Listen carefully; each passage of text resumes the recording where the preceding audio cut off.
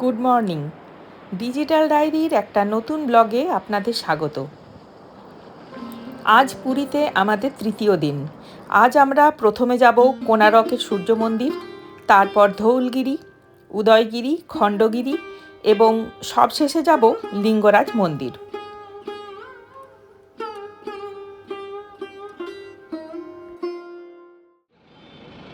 হোটেলের রুম থেকে সানরাইজ, সূর্য মাথার উপরে উঠে গেছে কিন্তু দেখা যাচ্ছে। যদি আবহাওয়া পরিষ্কার থাকতো তাহলে খুব সুন্দর দেখা যেত, পরিষ্কার দেখা যেত। কুয়াশার জন্য দেখা গেল না। এইরকমই হয় আমার, কুয়াশার জন্য না প্রায় দিনই এরকম সানরাইজ, সূর্য একবারে মাথার উপরে উঠে যায় তারপরে দেখা যায়।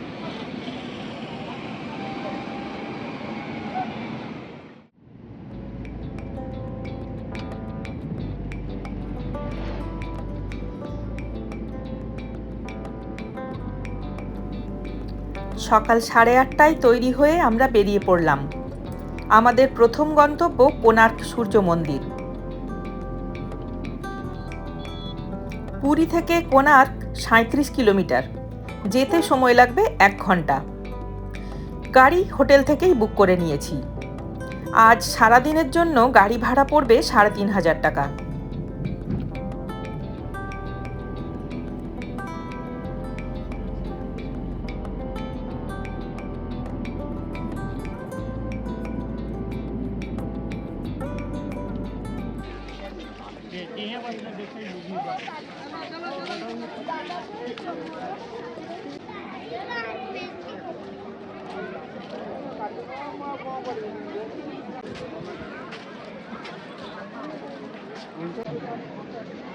হোটেল থেকে ব্রেকফাস্ট করে আমরা বেরিয়েছি, পৌঁছে গেছি কোণার্কের সূর্য মন্দিরে।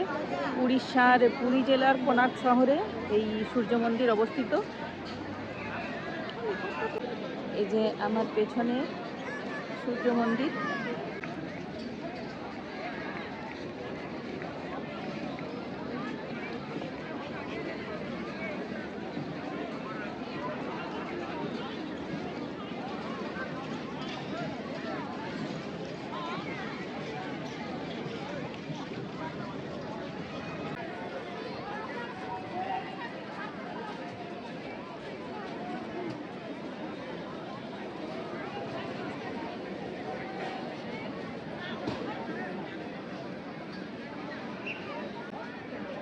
এখানে টিকিট কাউন্টার আছে, টিকিট কাউন্টারে টিকিট কেটে তারপরে মন্দিরের ভেতরে ঢুকতে হবে।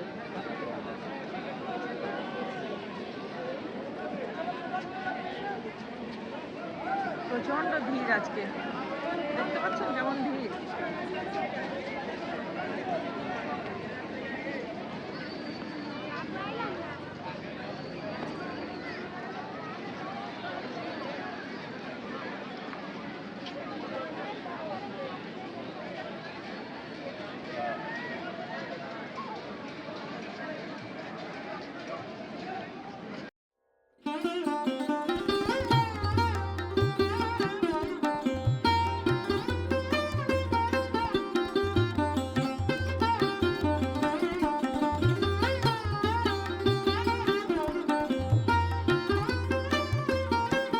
মন্দিরটি 1255 খ্রিস্টাব্দে মহারাজা প্রথম নৃসিংহদেব নির্মাণ করেছিলেন।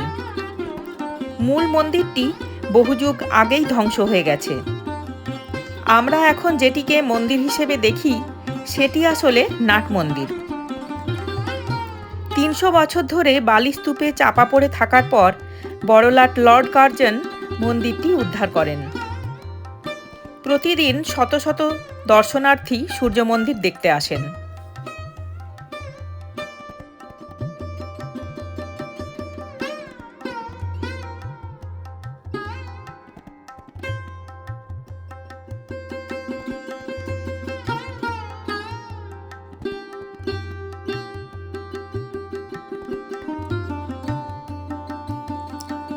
'84 সালে মন্দিরটি ইউনেস্কো ওয়ার্ল্ড হেরিটেজ সাইটের মর্যাদা পায়।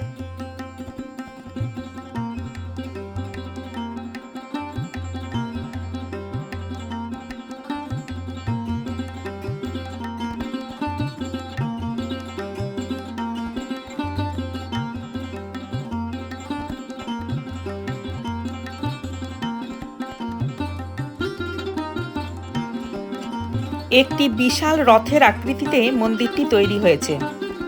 মনে করা হয় এই রথটি সূর্যদেবের, যার রয়েছে 12 জোড়া বিশাল চাকা আর 7টি ঘোড়া।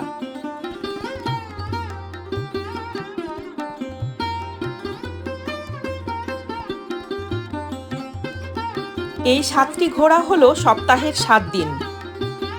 মন্দিরের প্রবেশপথেই 2টি বিশাল সিংহের মূর্তি রয়েছে। প্রতি বছর ডিসেম্বর মাসে এখানে ডান্স ফেস্টিভ্যাল হয়। দূর দূরান্ত থেকে বহু মানুষ সেই অনুষ্ঠানে যোগ দিতে আসেন।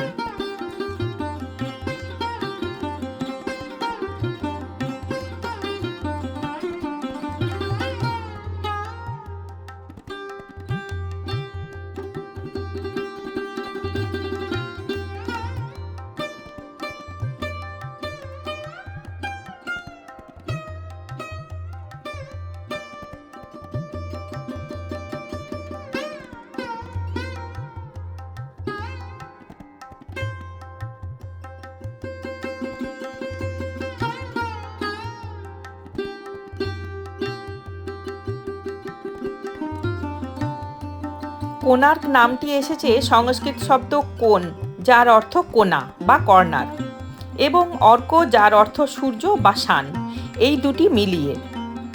অর্থাৎ মন্দিরটি সূর্যের বিভিন্ন কোণের অবস্থান বোঝায়। ভোরের সূর্যোদয়ের প্রথম আলো মন্দিরের ভিতরেই পড়ে। মন্দিরের গায়ে সুন্দর কারুকার্য করা ভাস্কর্য রয়েছে, যা দর্শকদের কাছে খুবই আকর্ষণীয়।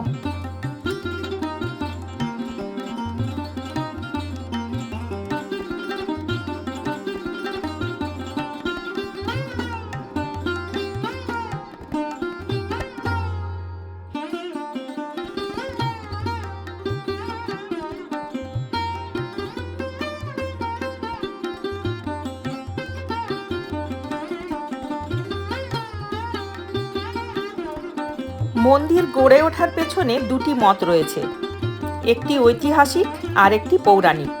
প্রথমটি হল রাজা নৃসিংহদেব তার প্রথম বাংলা জয়ের স্মৃতি হিসেবে মন্দিরটি নির্মাণ করেছিলেন। দ্বিতীয়ত, পুরাণ মতে শ্রীকৃষ্ণের দেওয়া অভিশাপে যখন পুত্র শাম্ব তার রূপ হারিয়ে মনের দুঃখে কোণারকের সমুদ্র তীরে এসে সূর্যদেবকে কঠোর তপস্যায় মুগ্ধ করে নিজের হারানো রূপ ফিরে পায়, তখন এই মন্দির প্রতিষ্ঠা করে।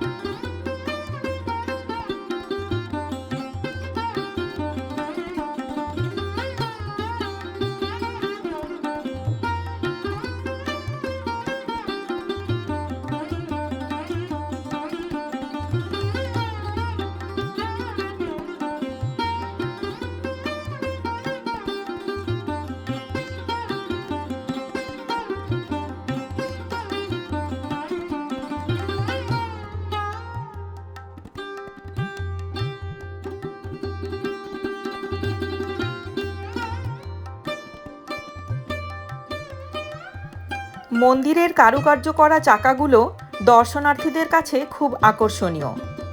ভারতীয় 10 টাকার নোটে এই চাকার ছবি থাকাটা আমাদের দেশের সাংস্কৃতিক ঐতিহ্যের নিদর্শন।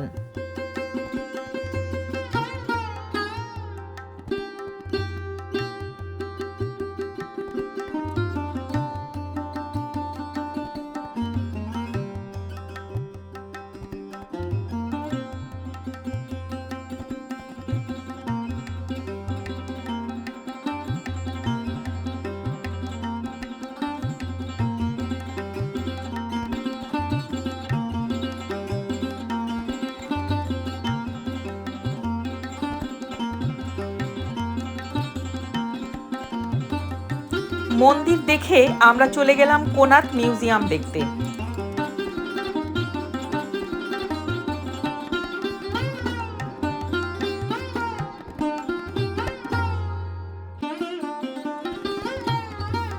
মিউজিয়ামের ভেতরে মন্দির কমপ্লেক্সের একটি ছোট মডেল রাখা আছে, যা পর্যটকদের পুরো মন্দিরের গঠন বুঝতে সাহায্য করে।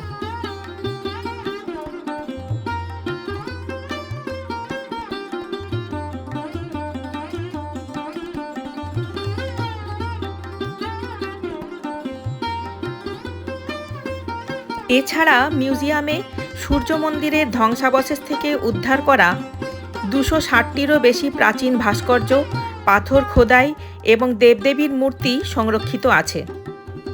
এখানে প্রধানত সূর্যদেবের বিশাল বেলে পাথরের একটি মূর্তি রয়েছে, খণ্ডিত চাকা আছে এবং বিষ্ণুর বিভিন্ন অবতারের ভাস্কর্য আছে।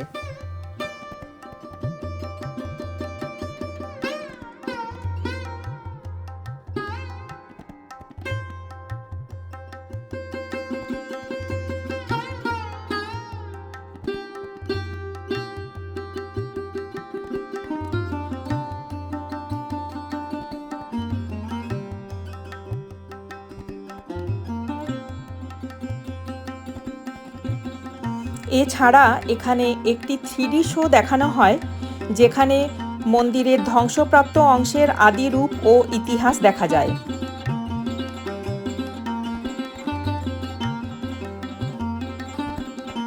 20 মিনিটের এই শোটি ওড়িয়া, হিন্দি এবং ইংরেজি ভাষায় দেখা যায়। এছাড়াও সন্ধেবেলায় একটি লাইট অ্যান্ড সাউন্ড শোয়েরও ব্যবস্থা আছে।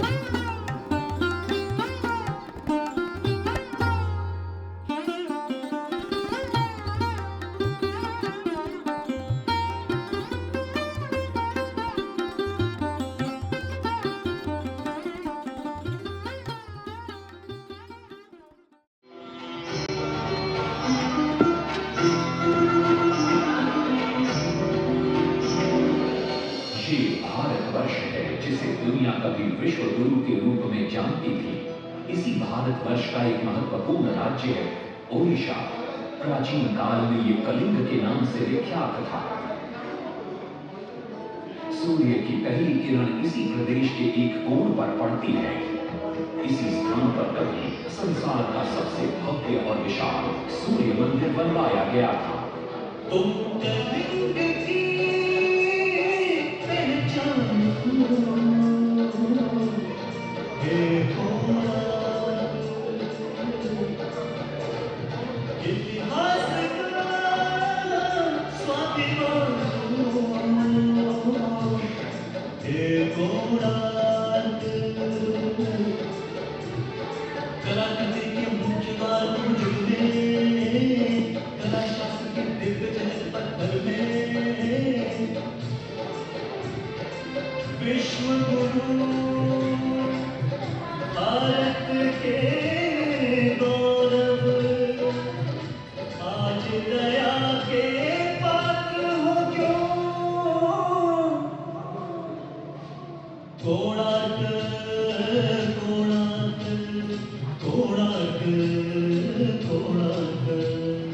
सैकड़ों साल पहले की बात है। पुरातात्विक दस्तावेज के तौर पर संग्रहित पुस्तक मादला पांजी और बाया चकड़ा में उल्लेख है कि 13वीं सदी में गंग वंश के राजा लांगुला नरसिंहदेव ने इस सूर्य मंदिर का निर्माण करवाया था।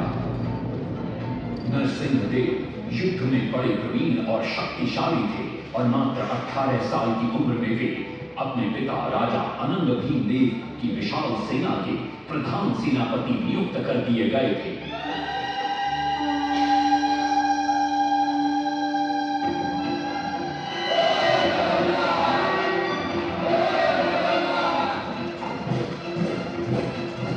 सेनापति बनने के बाद नरसिंहदेव ने अपने कुशल नेतृत्व से दक्षिण के कई आक्रमण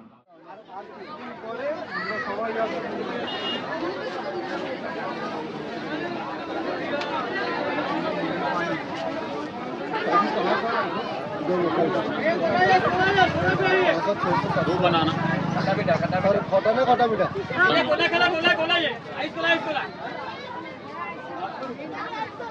कितने का हाँ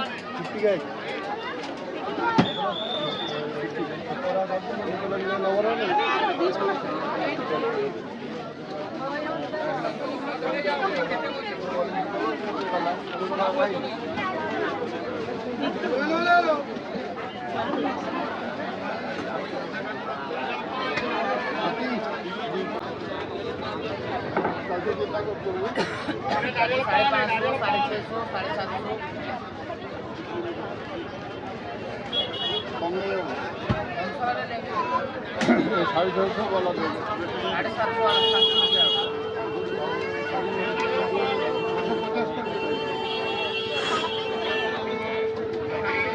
बड़ा दाना रहेगा।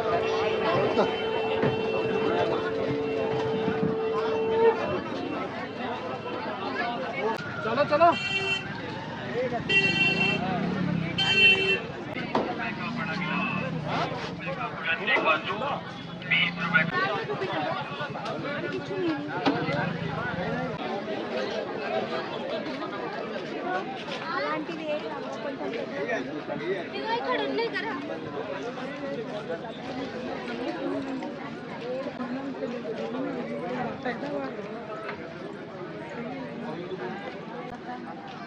जाने के बाद बीमार हो गए। এরপর আমরা যাব ধৌলগিরি।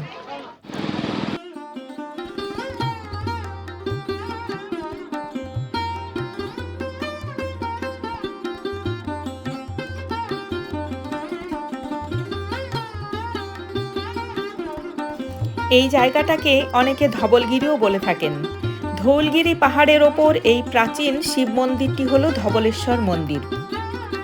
লোকগাথা অনুযায়ী ভগবান শিব এক ভক্তকে রক্ষা করতে একটি কালো গরুকে সাদা রঙে রূপান্তরিত করেছিলেন, যার থেকে এই মন্দিরের নাম হয়েছে ধবলেশ্বর মন্দির। এখানে প্রতি বছর শিবরাত্রি ও কার্তিক পূর্ণিমার সময় মেলা বসে এবং হাজার হাজার ভক্তের সমাগম হয়।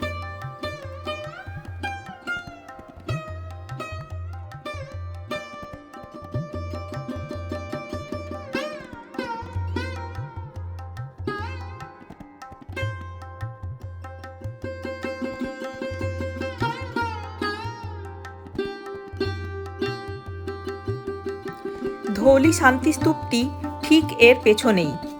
দয়া নদীর তীরে এই স্থানেই ভয়াবহ কলিঙ্গ যুদ্ধ হয়েছিল, যার পরবর্তীতে সম্রাট অশোক বৌদ্ধ ধর্ম গ্রহণ করেছিলেন।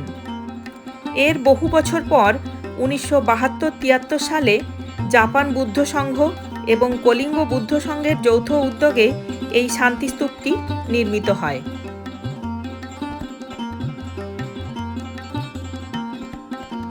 শান্তিস্তূপের চারিদিকে 4টি বৌদ্ধ মূর্তি রয়েছে, যেখানে ভগবান বুদ্ধকে 4টি ভিন্ন ভঙ্গিমায় দেখা যায়।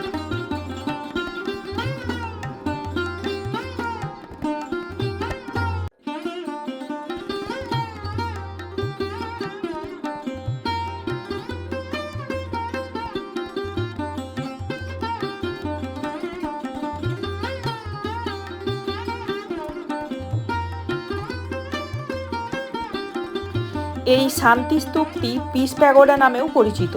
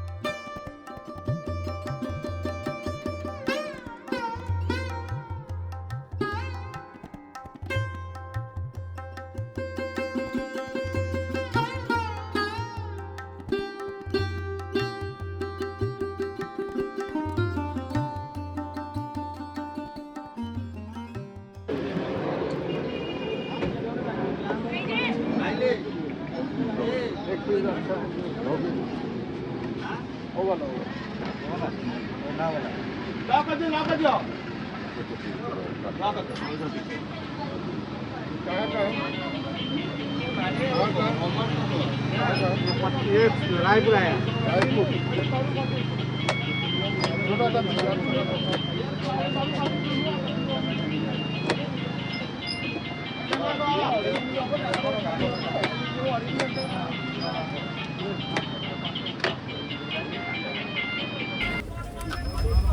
মিষ্টি আছে গো।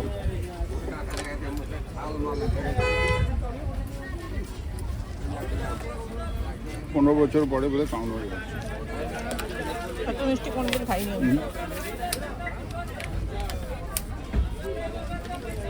আমাদের এর পরের গন্তব্য উদয়গিরি খণ্ডগিরি।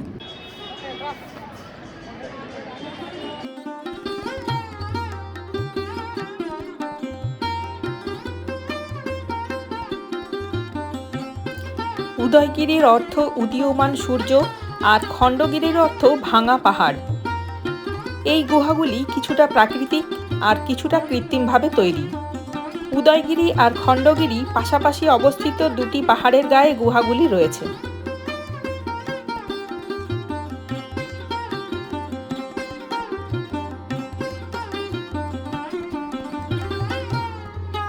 উদয়গিরি পাহাড়ে 18টি গুহা আছে আর খণ্ডগিরিতে আছে 15টি গুহা। প্রতিটি গুহার আলাদা আলাদা নাম রয়েছে। শোনা যায় এই গুহাগুলি জৈন সাধুদের আস্তানা ছিল।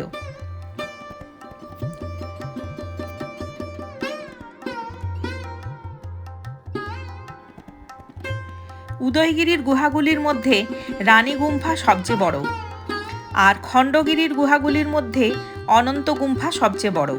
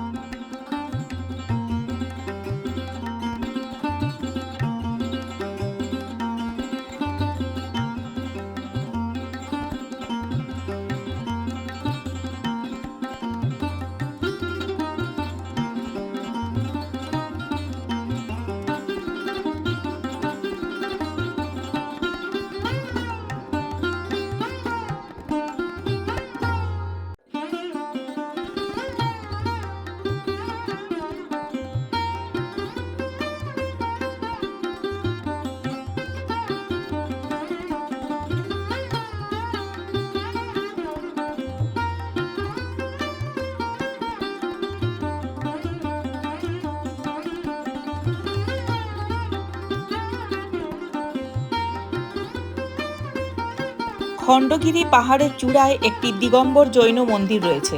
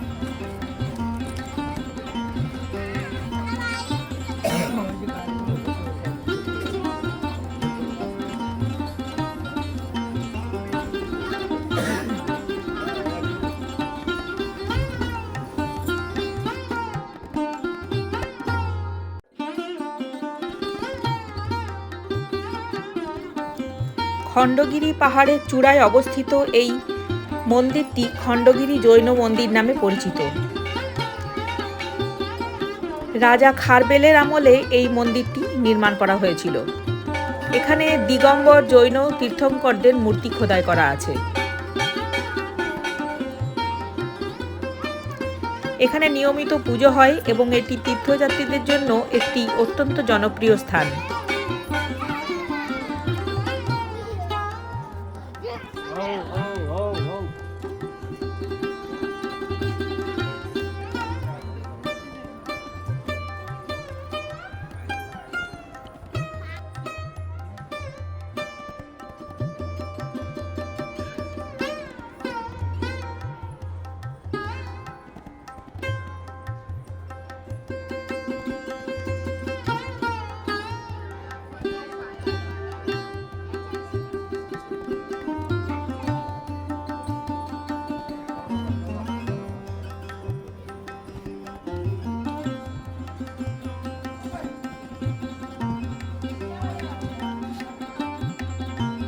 এরপর আমাদের গন্তব্য লিঙ্গরাজ মন্দির। লিঙ্গরাজ মন্দির ভুবনেশ্বরের সবচেয়ে বড় মন্দির। এখানে লিঙ্গরাজ রূপে শিবকে পুজো করা হয়। মন্দিরের ভেতরে ক্যামেরা অ্যালাউড নয়, তাই ভেতরে ছবি দেখাতে পারলাম না।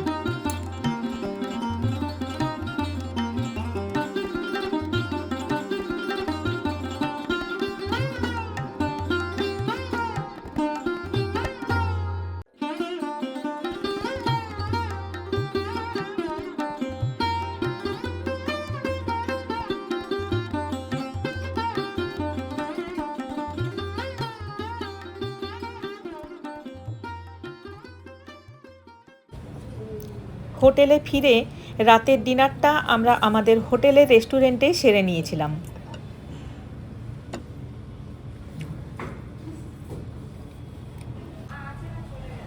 হোটেলের আলো আঁধারি পরিবেশ আর খাবার দাবার দুটোই বেশ ভালো ছিল।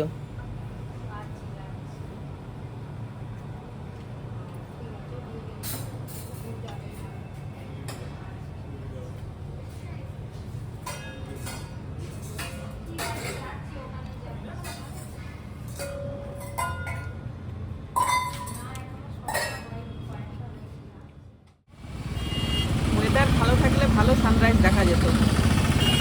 শীতের কুয়াশার জন্য এরকম ওয়েদার।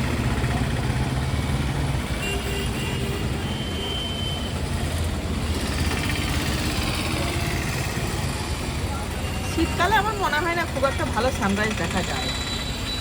এইরকমই সূর্য একবারে উপরে উঠে যায়, তারপর দেখা যায়।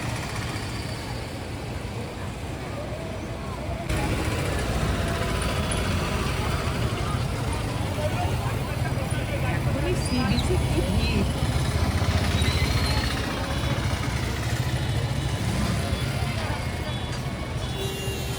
আমাদের কোথাও ঘোরার প্ল্যান ছিল না বলে আমরা গিয়েছিলাম 16 আনা বাঙালিতে লাঞ্চ করতে। 25শে ডিসেম্বর বলে ভিড়টা একটু বেশি ছিল।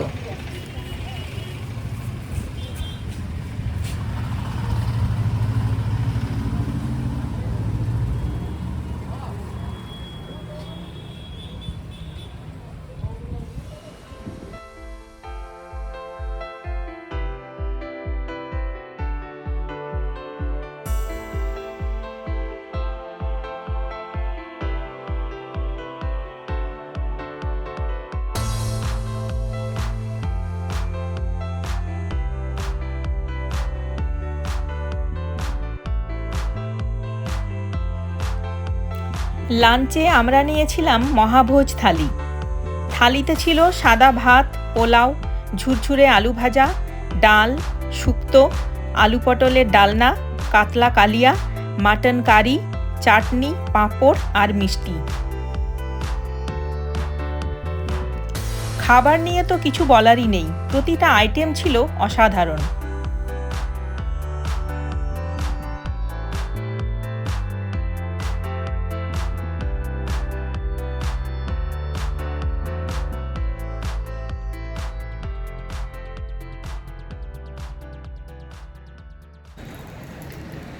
আজ ক্রিসমাস, তাই হোটেল কর্তৃপক্ষের তরফ থেকে আমাদেরকে এই সুন্দর কেকটা ওরা গিফট করেছে। শুধু আমরা না, এই হোটেলে এখন যারা যারা আছে তাদের সবাইকেই একটা করে ওরা কেক গিফট করেছে। এই যে কেক,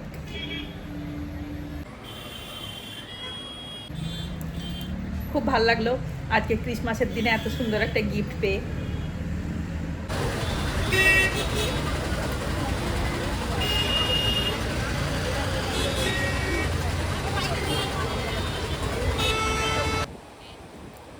সন্ধেবেলা আমরা গিয়েছিলাম গোল্ডেন বিচ, যেটা স্বর্গদ্বার বিচের ঠিক পাশেই। এটি একটি ব্লু ফ্ল্যাগ সার্টিফাইড বিচ।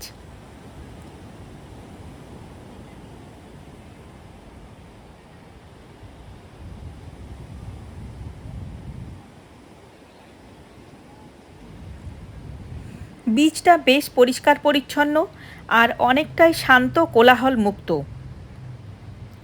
নিরিবিলিতে সময় কাটানোর জন্য উপযুক্ত।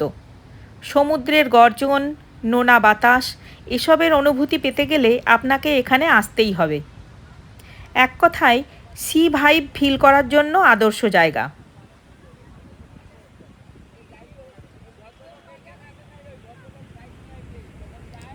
আগামীকাল আমাদের ফেরা। সমুদ্রকে বিদায় জানিয়ে এবার আমাদের ফিরতে হবে।